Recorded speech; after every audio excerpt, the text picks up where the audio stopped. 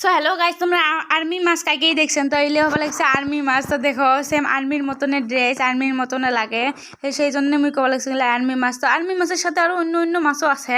তো আমার আজকে জাল বসেছে, জালত পড়ছে অনেকগুলো মাছ। তো তোমার লাস্ট পর্যন্ত দেখে থাকো আমি মাছগুলো বানাই আজকে।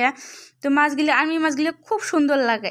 তো মাছগুলি দেখো ইলে সব মাছ ইলে মিলি ইলে একবারে যত জালত মাছ পড়ছে ইলে হবা লাগছে শখ মাছ। তো আমার লাস্ট পর্যন্ত ওটা দেখে থাকো ভিডিওটা।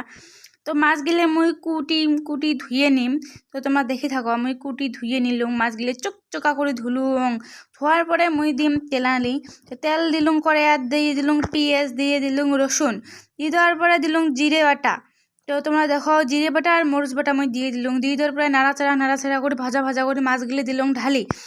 তো ঢালি দেওয়ার পরে পরে নাড়াচাড়া নাড়াচাড়া করে দুইটি কাঁচামরিচ দিছুম কাটি, নাড়াচাড়া নাড়াচাড়া নাড়াচাড়া করে সিলাইট দিলুম পানি। তো পানি দেওয়ার পরে মুই দিলুম একটু মরিচের গুঁড়ো, যেহেতু ঝাল কম মুই একটু বেশি খাং, ঝাল কম হয়েছিল তার জন্য দিলুম। তেলা দিলুম একটু সিলাইট পানি। পানি দেওয়ার পরে ঝোলের পানি দেওয়ার পরে মাছ হয়ে আসলে রেডি। ওহ সেই স্বাদ। তো ভিডিওটা ভালো লাগলে